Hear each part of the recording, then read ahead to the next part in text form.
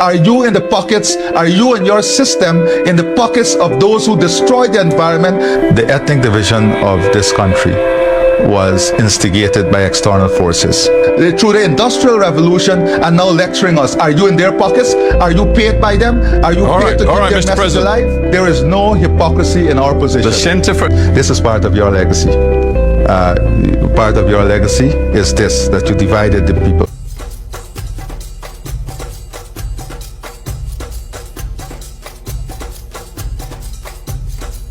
You lead a country which by many measures has the fastest growing economy in the world. It is down to you to ensure that this massive windfall your country has is used wisely and fairly. Do you feel the pressure? I don't think it's a pressure. It definitely is a challenge, but it is an opportunity.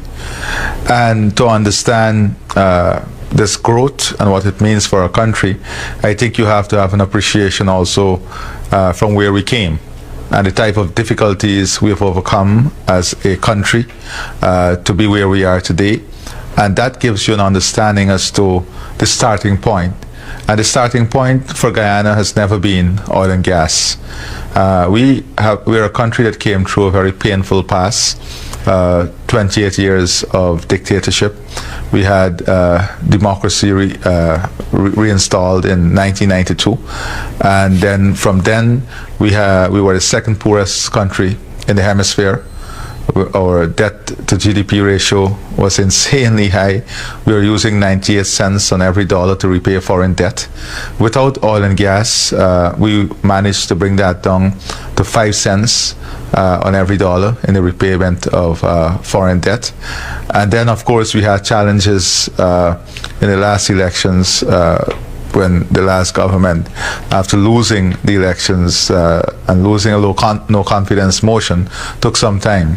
It took some time to get them to accept the results and to have democracy maintain its position. Yeah, and that actually for a while looked like it was going to be deeply problematic. There is a fragility to politics here, which we will discuss in a moment, but just to stick with this idea of the unbelievable transformation in your economy. In terms of your GDP, it's rising exponentially. 60% the year before last, 30% last year. No other country in the world is experiencing this, and it just seems to me that oil and gas and the revenues you're getting could overwhelm Guyana. Well, I don't think it can overwhelm Guyana. What this new wealth is allowing us to do is to create a country that is competitive in all the areas that we have potential in. So, for example, Guyana has always been rich in natural resources. We have a lot of raw materials. We have tremendous arable lands and fresh water. We have never been able to be competitive for a number of reasons. The country lacked the infrastructure. Now we're fixing the infrastructure that is opening up new lands for housing, new lands for agriculture, integrating more Guyana with northern Brazil. So we're building a new highway to integrate northern Brazil. This gives us the possibility of developing a deep water port. So the build out of the country from an infrastructural standpoint, a social standpoint, and importantly, building a healthcare and education system that is second to none is what is important for us. Now, all of these investments are also critical for us to bring back the huge diaspora that migrated during the period of dictatorship. All of those big ambitions you have depend on stability. And one of the problems you've got right now is that your enormous new wealth has stirred resentment in your neighbor, Venezuela, which has for long seen a territory, Essequibo, which is 2/3 of your landmass, as rightfully theirs. And Nicolas Maduro, president of Venezuela, is now saying he will take that land. This land, Guyana, was settled in 1899. Our boundaries were settled. Venezuela participated in the settlement of the boundaries. The Venezuelans say that was a colonial agreement, illegitimate, and it is indeed true to say that right now the International Court of Justice is considering the legitimacy of Venezuela's claim. No. What I'll come to what the ICJ is considering. In 1899, Venezuela accepted the boundaries. The country Venezuela accepted the boundaries. They even enacted local laws that accepted the boundaries. They participated with Guyana and Brazil in establishing the tri-marker point, in setting out the poles for this with the surveyors on the boundary. So Venezuela participated fully. When we were about to become independent, they raised a controversy. That controversy that they raised is what is before the ICJ. With the greatest respect, we could spend the next hour talking about the International Court of Justice and the case, but I don't want to do that. I just want to talk about practical realities. The reality is that Maduro organized a referendum last year in Venezuela, which overwhelmingly backed the idea that Venezuela should reincorporate, or incorporate, as you would put it, this territory into the Venezuelan state. If that were to happen, you would lose your rights to drill and produce oil and gas offshore off the coast of Essequibo. Well, first of all, we will not allow that to happen. And that is why we are before the ICJ, because we believe in the international rule of law. We are a peaceful country. We are a democratic country. We believe in regional stability, and we are before the ICJ. Sure, but with the greatest respect, you're also a country with a military and security force of, what, 4,000 men at best. Venezuela can call upon 150,000 men. I'm coming to that. So, but before that, I must establish the point that our first line of defense has always been diplomacy, and we respect the international law and the outcome of the court, the ICJ. However, we recognize that we are dealing with a neighbor that is aggressive, that has made certain threats, and we are investing in our military. We're investing in the technology of our military. We're investing in infrastructure. But more than that, we have aligned ourselves with countries and a region that is on the side of Guyana. The CARICOM as a region has issued statement in support of Guyana's sovereignty. The US has issued statement in support of Guyana's sovereignty. The UK has issued statement in support of Guyana's sovereignty. France has issued statement in support of Guyana's sovereignty. Canada. So we are working on the basis of an international coalition that would not allow this region to be destabilized by any action by Venezuela to overrun our territorial integrity or our borders. But have you seen the satellite imagery which shows that armored vehicles have gathered close to the border with Essequibo on the Venezuelan side, that they have armed coastal vessels, again, gathered close to your waters? Well, what I'm saying is that we have made it very clear that if there is any breach in our territorial space, if there is any action by anyone to destabilize our country and to invade in any way, shape, or form, that we will call upon every force and every friend to help us and to work with us to protect our territorial integrity. Let's talk about a different aspect of the oil and gas bonanza. Your relationship with the key oil corporation which undertook the exploration and undertakes much of the production, that is Exxon. They've been here from the very beginning. Yes. Why did Guyana give Exxon such an extraordinarily sweet deal, which gives them an unprecedented amount of economic gain from their work here? Well, first of all, this agreement was made under the last government.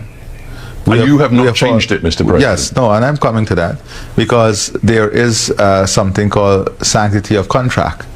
What message are we going to send to international investors if you have a contract and then you just change the contract? When Exxon came to Guyana to explore for oil, they came to explore for oil. There was no one said oil is here. They invested, they explored for oil. After they would have completed the exploration, they found oil. After they found oil, there's a production sharing agreement that was signed by the last government. an agreement that was signed by the last government. You only get, if I may say so, and of course you you only get 2% royalties. It's a 50% profit share after cost recovery. And the cost recovery, as I understand it, is going into the many billions of dollars already, i.e. Exxon is basically saying, we're not going to give you much of a share of this because think about the vast expense we have had developing these oil fields. I think that's totally a misconception. First of all, I'm agreeing with you that it was a bad deal. We have said this publicly. But we cannot move from a bad deal to a situation where you unilaterally change a contract. Simple question. Is Guyana being exploited right now by Exxon? I'll come to your question. I wouldn't say that we're being exploited by Exxon. We signed an agreement as a country with Exxon. We cannot unilaterally change that agreement. What we committed ourselves to do as the new government is to ensure that no new PSA would have those similar terms. And we've already changed the PSA to be more balanced in terms of giving the country the best possible revenue, but more importantly, in ensuring that we don't also create a situation where investment in the sector is curtailed because of the PSA. But Mr. President, I just want to be very straight with you. We're sitting here together, the two of us, in a luxury hotel in Georgetown, and outside this door there is a fancy conference expo in which many corporate leaders from big oil around the world are sniffing around the opportunities in your country. And at the very same time, we have a report from Global Witness, the anti-corruption people, saying that if a deal had been done with the more usual royalty and cost agreements like we've seen in other parts of the world, then Guyana would stand to gain another $50 billion from your oil and gas reserves, money you are not going to get. How can you tell the people of your own country, many of them living in poverty, that this deal that you are currently operating under to get the oil and gas out of the ground is a good deal for them? Did I say it's a good deal?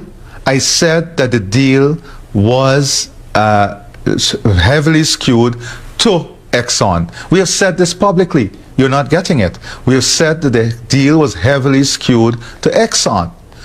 But we cannot unilaterally change the agreement that the last government signed. Why not? No. That will send a tremendous... It's like you asking me, it's like I asking you. You agree that slavery was bad and the greatest indignity to humankind. Why not pay reparation? Why not value reparation and pay reparation today? The tens of billions of dollars But Mr. President, you don't allow slavery to continue just because there were certain contracts that were signed. You, as a politician, have made a great noise about demanding, for example, reparations for slavery from the United Kingdom. And yet here we are in a new era for an independent Guyana, where you're saying to me, you know what, it's true, we are being exploited. The extractive industries are exploiting our people. And you just sit here and you take it. No, you are placing words that I've not said. I have not said that we're being exploited. I have said that a contract signed by the last government, the contract that was signed by the last government was heavily skewed to the investor. And we have said that. And I've said to you that as a new government, we cannot unilaterally change that contract. It's not just, if I may say so, it's not just about the finances, the royalties, the expenses that Exxon demands. It's also about things like insurance. There's an extraordinary case last year in the Guyanan courts where the court decided that your own environmental protection agency and Exxon had failed to provide the necessary guarantees that any oil spill would, in the end, be fully paid for in terms of cleanup by Exxon's parent company. We have said, and what we are doing, what are we doing to address these issues? Right now, we are redrafting environmental laws to take care of this. Soon we'll have You haven't taken care of it, even though the drilling is taking place every single day. If there was a massive oil spill tomorrow, can you tell your own people that Guyana, and indeed the rest of the Caribbean, would be fully recompensed by Exxon?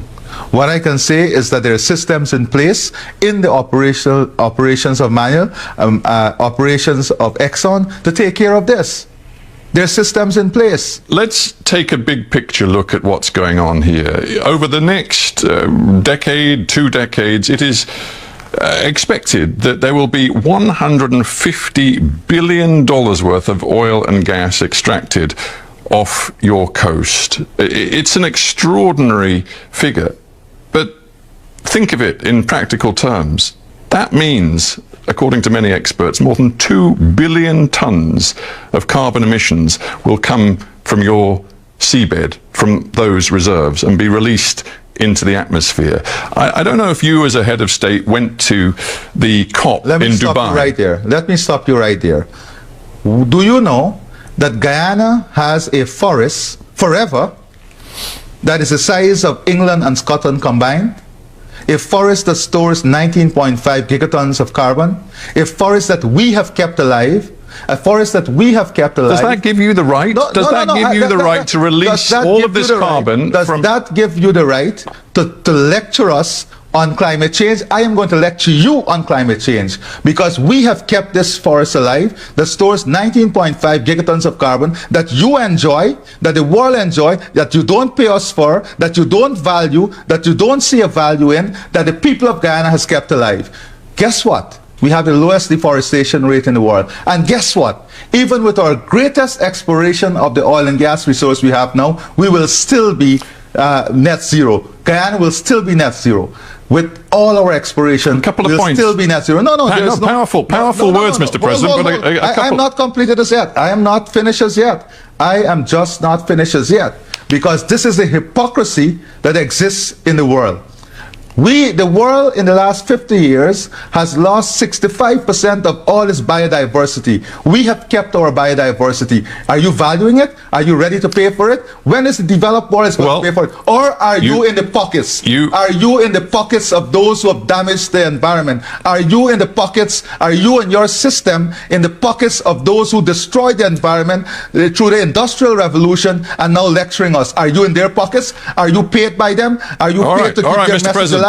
There is no hypocrisy in our position. The Center for International Environmental Law has described the oil and gas production in Guyana as turning your country from, as you rightly put it, a carbon sink into a potential, quote, carbon bomb.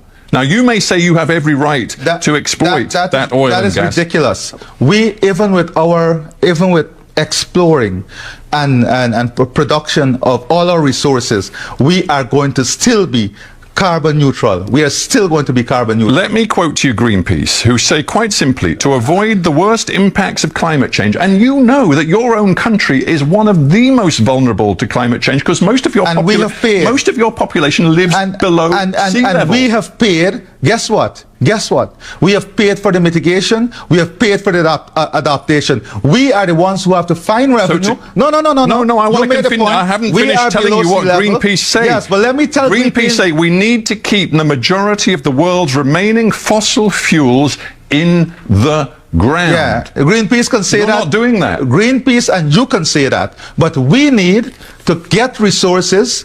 And the developing world, we need to get resources to build the sea defenses. We need to get sea defenses to build a drainage and irrigation system. You just said that we're 6 feet below sea level. Who is going to pay for the infrastructure? Who is going to pay for the drainage and irrigation? Who is going to pay for the development and advancement of our country? Are you going to pay? It's not coming from anywhere. It's not coming from Greenpeace or anyone else. Look at the adaptation budget that is required for the developing world. Where is the money coming from? Isn't there a cynicism here in Georgetown, best expressed by your vice president, who said recently, because there is this climate change imperative to decarbonize, our policy is to get as much oil out of the ground as quickly as possible. Now, he said, that's harsh for those who think that you should be environmentally sound, but that is the reality of it. Those were very honest words from your vice president. And that is what we are, honest. We are practical. So you're rushing to get this oil out before any deal is done, to quote Dubai COP, to transition away from oil and gas. You can say we are rushing, but we are very practical. We have this natural resource, and we are going to aggressively pursue this natural resource because we have to develop our country. We are committed to the development of this region. We have to create the opportunity for our people because no one is bringing that for us. No one is bringing that for us. No one is paying our agenda. Just No one is paying our attention. a final thought about what this means inside your own country. Earlier on, I referred to the fact that 40% of the Guyanese population currently still lives in poverty. And according to USAID, from a recent report, Guyana's political instability, which we also referred to, raises concerns that the country is unprepared for its newfound wealth. The tremendous influx of money opens many avenues for corruption. Born on April 25, 1980 in Leonora, a small village on the west coast of Demerara, Mohamed Irfaan Ali stories begin here. He grew up in a modest household and was driven by a passion for education and community service. Ali attended Leonora Primary School and Cornelia Primary School before moving on to the Saint Stanislaus College in Georgetown. His academic journey did not stop there. He earned a bachelor's degree in planning and management and a master's degree in human resource planning development from the University of Guyana. He also holds a Ph.D. in urban and regional planning from the University of the West Indies. Ali's political journey began with the People's Progressive Party. He served as the Minister of Housing and Water from 2009 to 2015, where he spearheaded several housing projects aimed at improving living conditions for thousands of Guyanese. His dedication and hard work earned him a reputation as a committed and effective leader. In January 2019, Ali was chosen as the PPC presidential candidate for the 2020 elections. The 2020 elections were historic for Guyana, marked by high tensions and a lengthy vote recount process. Finally, on August 2, 2020, Irfaan Ali was sworn in as the 9th president of Guyana. As president, Ali has focused on several key areas: economic development, healthcare, education, and infrastructure. One of his notable achievements is overseeing the expansion of Guyana's oil and gas industry, which has the potential to transform the nation's economy. He has also been a strong advocate for environmental sustainability and climate change mitigation. President Ali's vision for Guyana includes not only economic prosperity, but also social cohesion and environmental stewardship. His leadership is steering the country towards a promising future. Like any leader, Ali faces challenges, from managing the expectation of a rapidly changing economy to addressing social issues. His presidency is a test of resilience and strategic planning. But with a forward-looking approach, President Ali aims to create a Guyana that benefits all its citizens and stands strong on the global stage. Thank you for watching. Do not forget to like and share your thoughts in the comment box below. Until next time, cheers and have a good one.